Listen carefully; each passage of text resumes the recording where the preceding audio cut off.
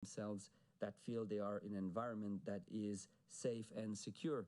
Mark, this leads me to the publication of the Playbooks version 3. Next week is the timeline we have set for ourselves to publish the final version of the Playbook.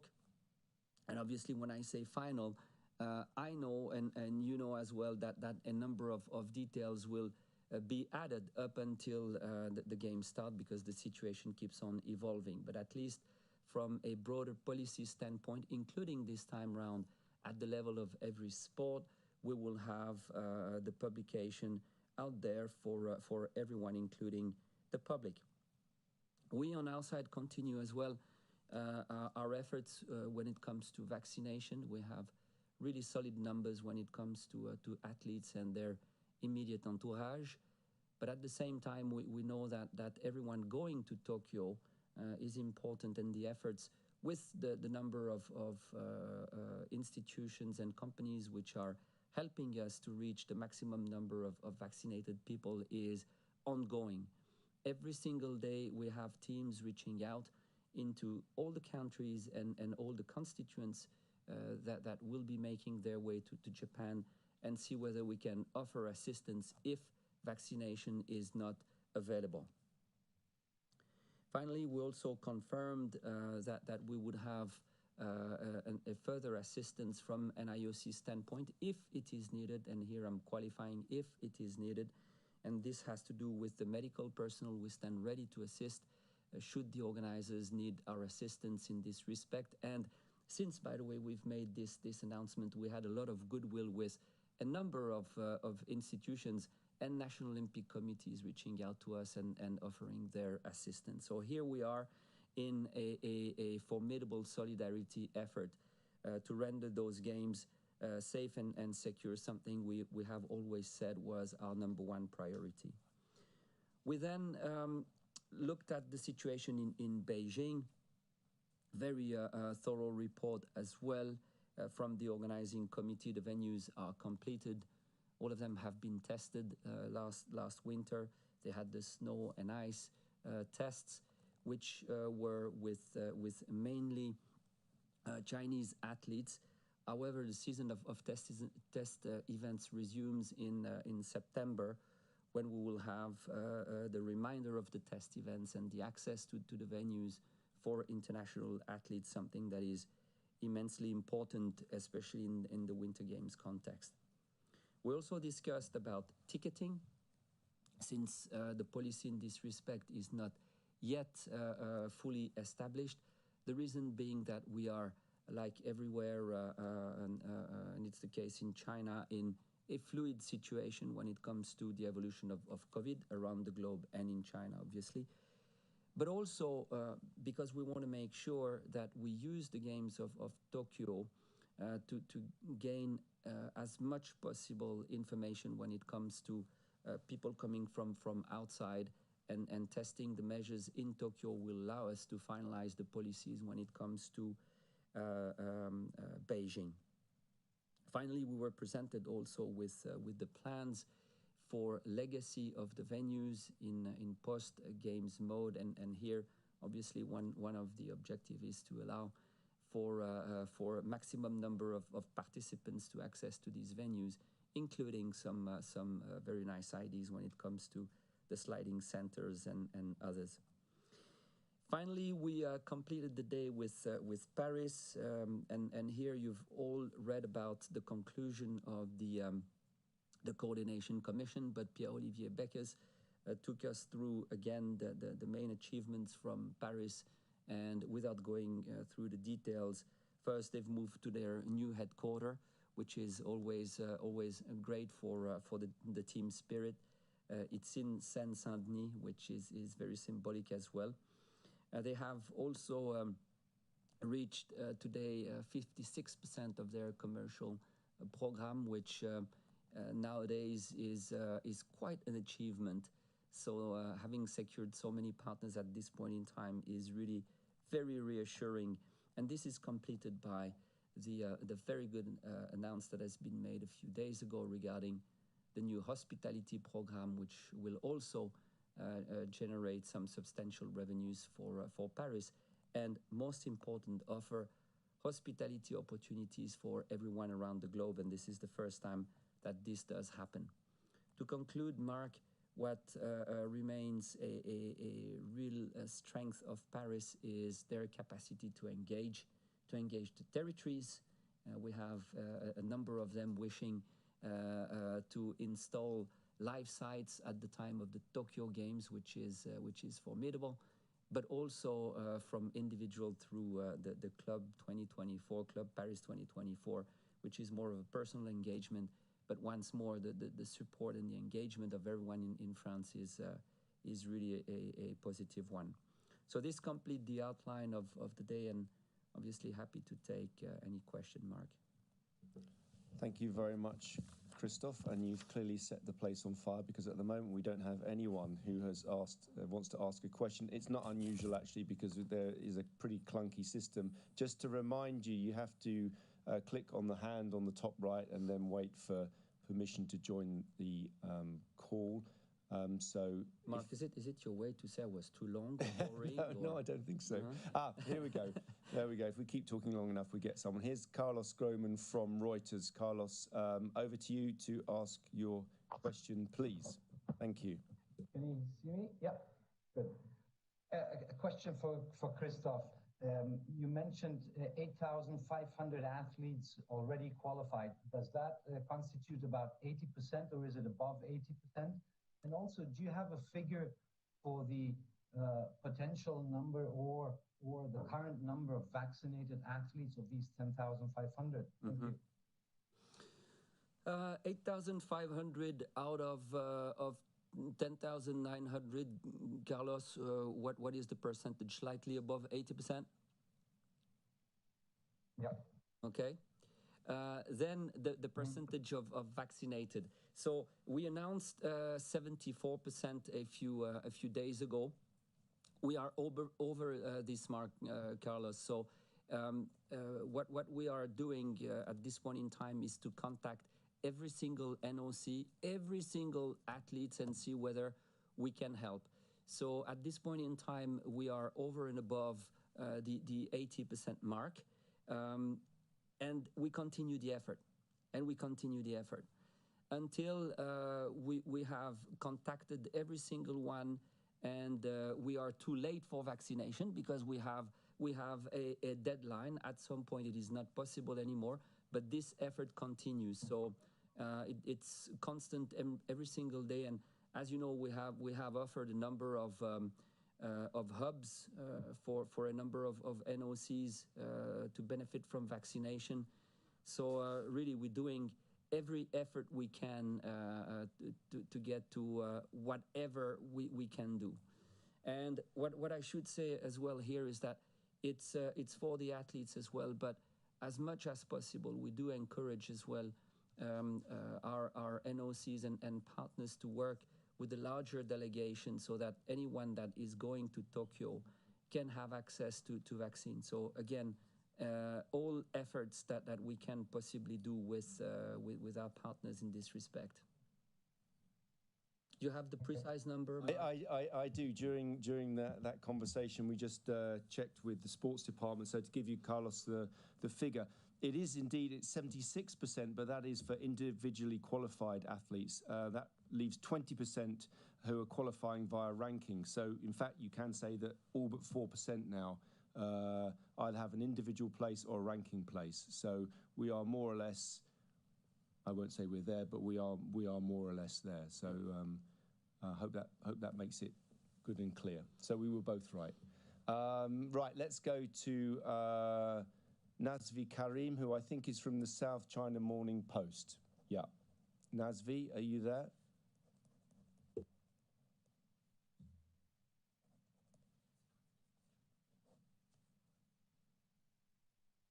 Please go ahead. We can see you. But we can't hear you. Could you, as usual with these calls, you're on mute. If you could unmute yourself, please.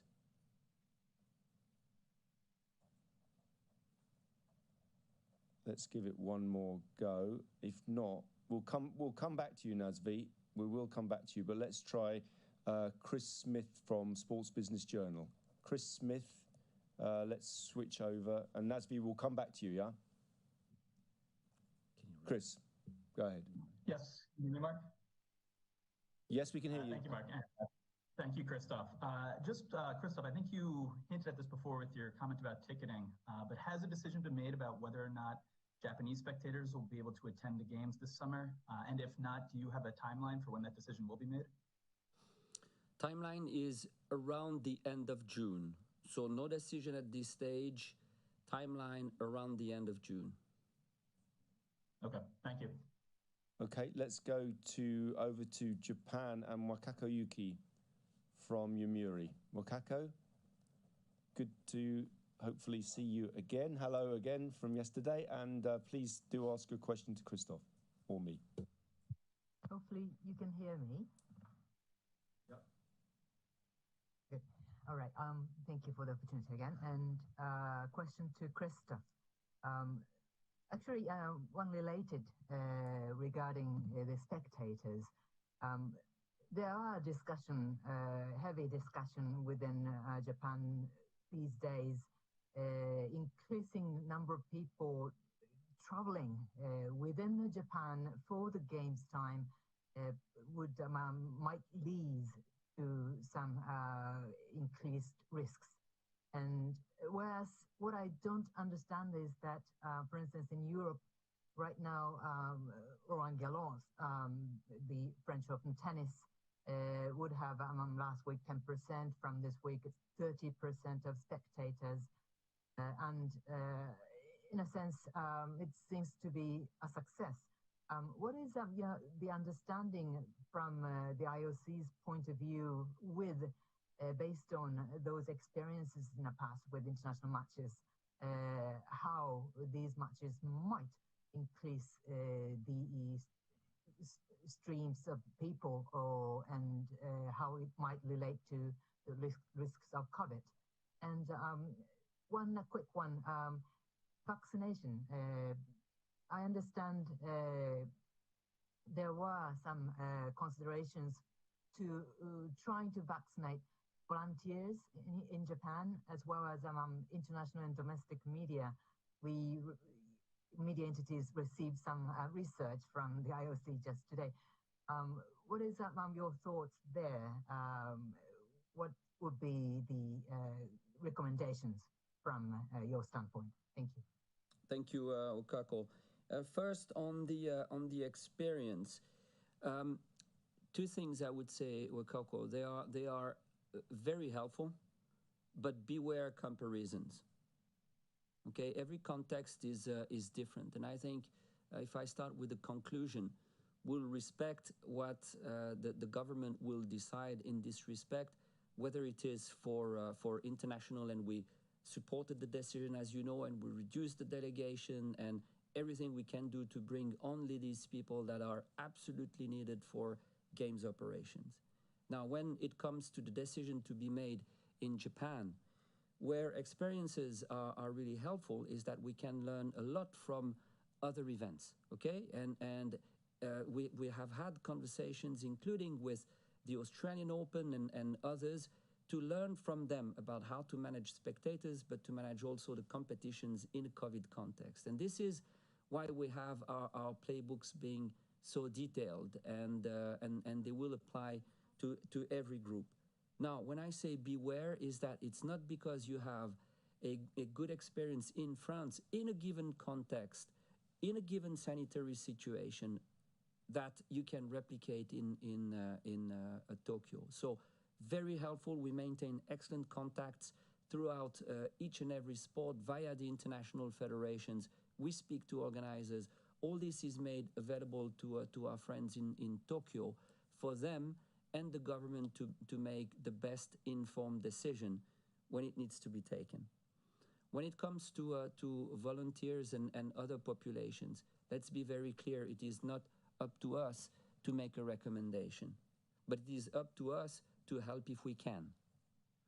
So when it comes to identifying those population groups which are the closest to the athletes, this is what we do together. We do thorough analysis of who are getting closer to the athletes, and what should be the policy for testing to start with, and when we can, access to vaccination. When I say that we do everything we can, we also signed an MOU with a big pharmaceutical, not to name it Pfizer, that is helping us in the context of our efforts, and they are also helping, as you know, the Japanese side. So, of course, we're trying to do everything we can in order to render the vaccination accessible, but who gets the shots, that is absolutely not up to us to decide. Hope it was clear, Wakako. Thank you. Thank you very much. Let's just quickly try and go back to Nazvi Karim from South China Morning Post. Nazvi, if you are there, try and... Can you hear me now? Yeah, we can. That's great. Please go ahead. Okay. All right. Thank you. Yeah, Christophe, you mentioned about Beijing having a thorough presentation. Could you just expand on that and anything particular that strikes you, or what we can expect in the Winter Games next year that we might be able to look forward to? Thank you. Nazvi, the one thing that I'm certain about is that in terms of presenting Beijing and China as a winter sport destination, we are very well underway.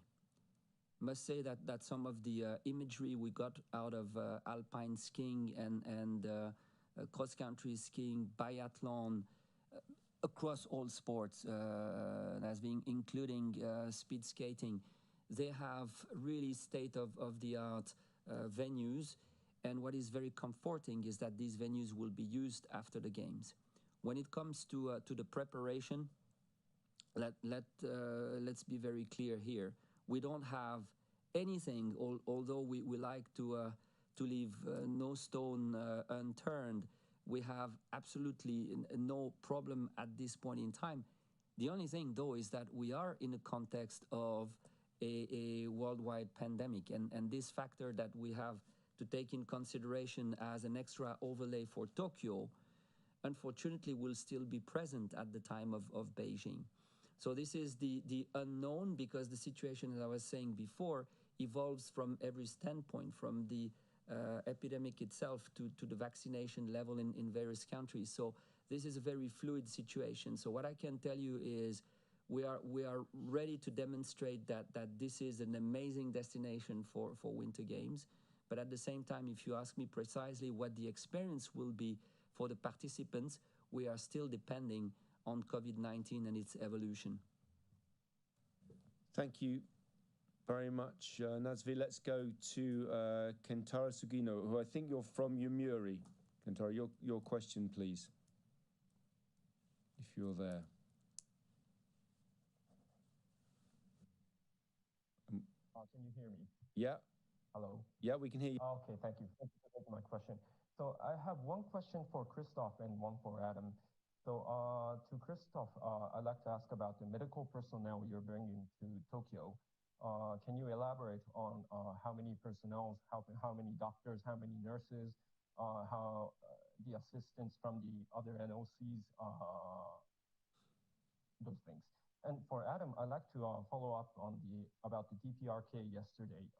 Can you tell us how many slots and which sports did DPRK have at this moment? Thank you. So, Kentaro, what I can tell you to start with is there is an immense desire to help from everyone.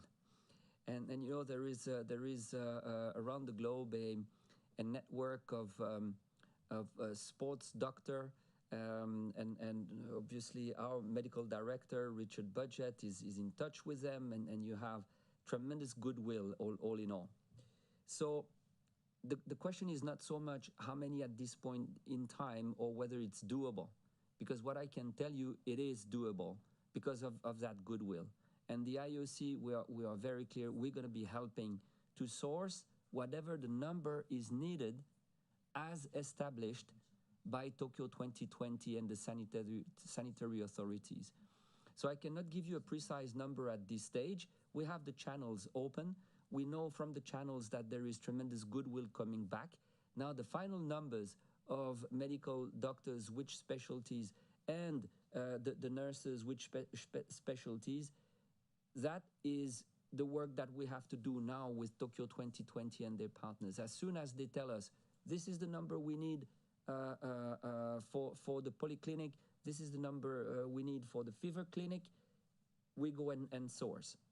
So this is where we're at. So it's looking really good, really good. And we need the final numbers from Tokyo 2020. Thank you, Christophe. On your question to me about how many slots, how many sports, Kentaro, I'm glad you have such confidence in me to know those numbers at my fingertips. I will try to get you an answer by the end of this press conference, which we are trying to do. If not, I will send back to you when we get it, but we will hope to have some information whilst we're doing this. Just a reminder, there's a couple of people who are in the kind of reception zone of this call. You need to, if you've been approved, you have to press continue to join the call. So let's now go to Hiroki Toda from Asahi Shimbun. Ask away. Question, please. Yes, thank you, Mark. I have a question to Christophe about the Tokyo Games, obviously. We haven't been hearing and reading some concerns from the medical experts around the world about the details of the playbooks.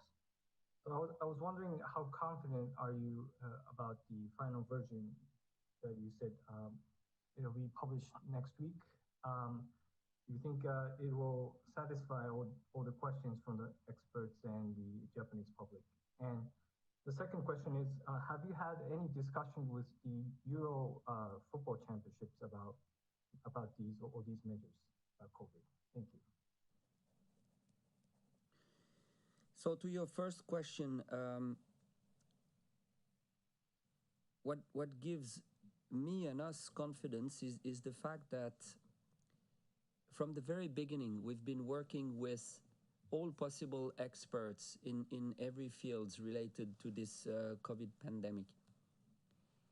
Now, when it comes to the comments that were made a few weeks ago, a number of them, and I'm certain yourself, Rocky, could pick up the point as well, and I do understand from the authors why so, but a number of the remarks made were on the very preliminary version of the playbook. A number of the questions which were asked were actually answered in Playbook version 2. Now, when you have a study like this one for a scientific journal, obviously you have a lead time, and I do understand why a number of the questions were asked at that point in time, but hopefully answered very satisfactorily in Playbook version 2. When it comes to Playbook version 3, it's going to contain a lot more detail about the regime for the testing, which was already pretty precise in Playbook version 3, but more precise because between all population groups you have variations of the approach for the testing. The same for the sport-specific rules that we didn't have in the Playbook version 2, which will be present now in the Playbook version 3.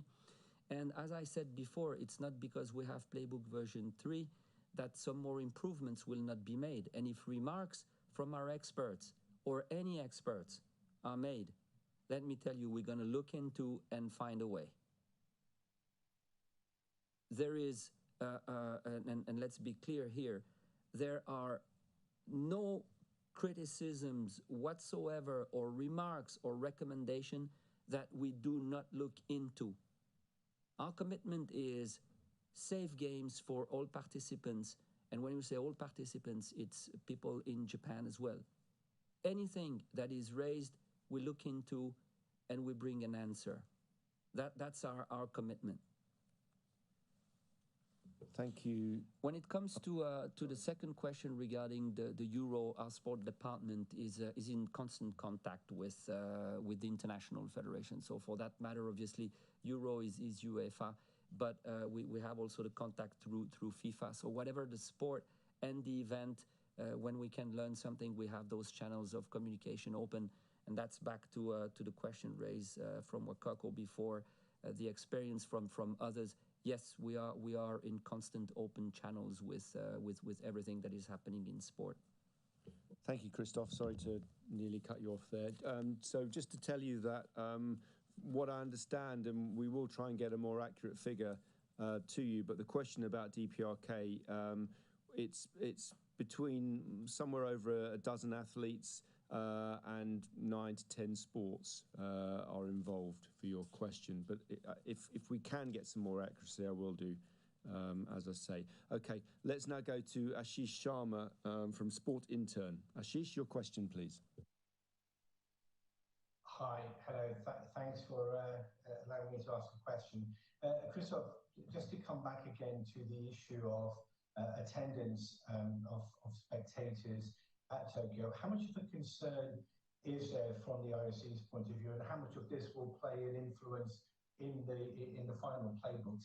The fact that Japan actually has one of the lowest rates of vaccinations for its own population. Is that going to play a big part in making that final decision as to whether spectators are allowed in and how many? Because it's clear that you're doing a very good job in terms of vaccinating the athletes, but the concern must be that the Japanese government has been quite slow in its efforts at vaccinating its own population.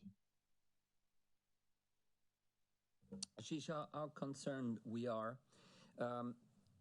What we have done is the following. From the moment we knew we had no spectators from any countries outside of Japan, we quickly reconvened and said, okay, what does it mean in terms of atmosphere and you know, this Olympic ambience that we all found of. And we came up with what I consider to be really good responses. And irrespective of whether we have spectators or not, I think we're going to see one thing. It's that the outside world will come into the stadium, although digitally. Do I prefer to have a full stadium with all of us shouting? Yeah. But do we have a very good response in case it is not the fact? Absolutely. And what we're doing, I think, will be pretty exciting for everyone, for the audience outside that will be able to contribute inside, but also from the stadium to the outside world, linking the athletes with their families and friends. Some really stunning features that are coming up. So I'm not worried, Ashish. It's going to be quite an experience for all of us. Now, when it comes to the situation in Japan, it is certainly not for me to comment. It is the environment we go into, and our commitment is to do everything we can to bring people that have had access to vaccination, everything we can. And then, before they travel, you, us, we will all follow an incredibly strict protocol documenting what we do the last 14 days. And I'm doing this because I'm going to Japan next week. And then we're going to take the 2 PCR tests. And then we will arrive and take the regime of testing every single day. And the one thing we owe to our Japanese host is an absolute respect of the playbooks. All these rules that are designed to protect all of us, they have to be followed every single step of the way. That is fundamental, more than anything else. It's that all of us, we have a role to play, starting with us following the rules that are established for our own safety and the safety of people in Japan. Thank you very much. We've got about 3 questions left, and I'm going to close the questions now. But if Tracy, I know you're having trouble, Tracy Holmes, I know you're trying to get on board, so we will take your question if you can connect. Let's go now to Robert Livingston. 3 more questions to go. Robert Livingston from gamesbid.com. Robert, your question, please. Hi, Mark. This is perhaps more of an administrative question ahead of tomorrow. The executive board on the agenda, they're going to hear from the host city commission or future host commission for the Olympiad. I'm assuming that's just for the summer games. Do you know if they're going to be listening to any reports about possible bids or have discussions on that, or perhaps have they discussed that anytime this week? I can't give you details on that, but what I can tell you, even better, is that the chair of the commission will be joining me and the president in the press conference tomorrow, so you can ask her her directly. So that's my best answer, I'm afraid, at this stage. The one thing, Robert, that I can tell you, because this has been very public, is the fact that there are two processes that are ongoing, and it's pretty exciting. One is a targeted dialogue, and the executive board will hear from that tomorrow. But there is also a continuous dialogue with a number of parties that are interested in a very distant future, and this is exciting and reassuring as well. There is such an interest from around the globe, and most certainly, and this is what we have heard from all of these that are interested for the games in even the distant future, is that this Agenda 2020 and now +5 has totally changed the way the games are used in a given community. And you know, this line, which is simple but really says what it is, that the games do adapt to a given context and not the reverse, is incredibly powerful, and it's understood. More so, Robert, because we are walking the talk, and when you see the choices which have been made, including Milano Cortina, for example, where we go to different clusters where the venues are located and where you have the experience of hosting. Now you have everyone saying, okay, what they said they would do, they're actually doing. Thank you very much, Robert. And as I said, Christine Kloster-Assen will be with us tomorrow, so you can ask her directly in the press conference. Let's go now to Rachel Bachman from Wall Street Journal. Rachel, nice to have you here. Please ask your question. Sure, thank you. I just have a clarification question on vaccination. The IOC is indicating this 80% number on athletes. Does that mean the IOC has confirmed with NOCs that each of those individual athletes has already been vaccinated? Because in the US, of course, a couple hundred athletes have yet to qualify. So I'm just wondering, what does that 80% number mean exactly? Where'd you get that information? Yeah, we get the information, Rachel, directly from the NOCs themselves. So indeed, this is first thing that we needed to clarify is, do you have access to vaccination? Because it was not obvious in every country. So that's why also we needed some hubs in case some countries did not have access to vaccination, but where the athletes could actually travel and be vaccinated. And this is of immense help. So what we're looking into here, Rachel, is really responses from the NOCs themselves. And why we say around 80% is that you're right, not everybody is qualified at this point in time. And in some cases, I must say, that some will elect not to be vaccinated. And we always were very clear as well that it was not a precondition to participate in the games. So it's a very strong encouragement, and this is why we've done all these efforts. At the same time, we know that we have variables for adjustments. But yes, every time we are going out there and asking the NOCs, we have responses coming back that do indicate that we are going in the direction of more and more of the delegations being vaccinated. Okay, and then just to clarify, that's about 80% have already been vaccinated, or the NOCs are telling you that they will be? Will be. We are in the process because for the athletes in particular, especially if you have 2 doses, without going too much into the details, but this is about the last time where the last deadline where you can start with your first shot in order to be fully protected at the time of the games. So it's in the process of being. So 80% is where we're at right now, but process ongoing. Thank you very much, Rachel. Tracy Holmes, I think you're having trouble, so we will try and connect tomorrow, and you can ask your question even to the president then. Not that that's better than Christophe, obviously. So let's finish on with Australia. And last question, Jacqueline Magne. Jacqueline, hello. How are you? Please ask your question. Hi there, Mark and Christophe. I'm just wondering if you could clarify the situation for me about quarantine and arrival in Japan, because there is this rumour in the UK that certain countries may have to have a longer quarantine period or arrive before other countries. Is this something that's on the table? And if so, what's the IOC's position about this?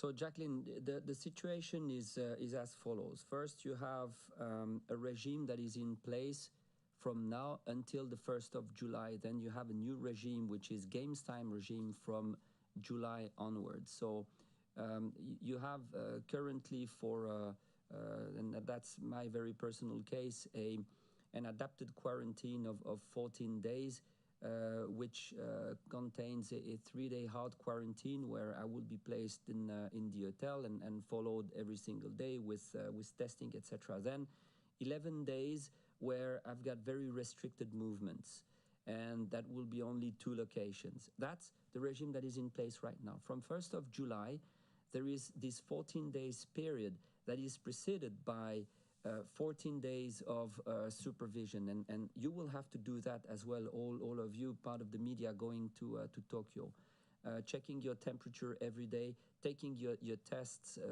before arriving in Japan, and then that regime of 14 days where movements are restricted within the bubbles that are established by the organizing committee, which basically means you have an activity plan and you cannot go outside of this activity plan. Now, the final destinations on this plan, it's easy to say, well, it's the media centers, your hotel, and the venues, but you will have maybe a few other destinations that will be allowed. The list is not final. This is work in the making. When it comes to... Can I just follow up on that?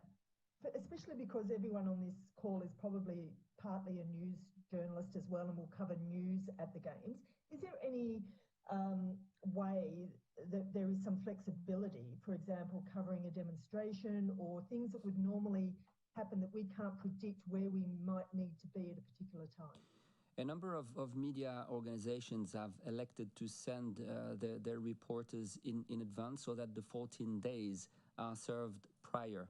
Within the 14 days, and there we have to be very clear, it's to respect the conditions to ensure safe games for everyone. Those 14 days have to be respected, and this, Jacqueline, is absolutely understandable, so no exceptions. However, again, you have a number of reporters that are already in Japan, and a number of media organizations that will elect to send a few journalists before in order to make sure news can be covered appropriately if they wish to do so. You asked me a second question regarding a number of countries for which you have a number of rumors. So the situation is the following. The regime that will be put in place can be adapted, and it can be adapted at any point in time. So what those countries affected by those special situation with the variants have pledged to do, and credit to them, is far more rigorous testing and measures that they are ready to take proactively themselves, and they have made this very public, including to us and obviously the organizing committee. So the point here is to say these delegations are ready to take extra measures in order to make sure they can access to Japan. They have offered a number of solutions on their side, including 100% of their delegations being vaccinated, which is a good measure for limitation of risk. So this is the situation that we have to date. Thank you. Okay. That's very helpful. Thanks, Jacqueline. Thank you to everybody. And we will be back here, I think, at 5 o'clock tomorrow with the President. And as I say, with Christian Kloster-Assen will also be on the line. So thank you very much indeed. And look forward to day 3 of the Executive Board. Thank you very much. Bye-bye.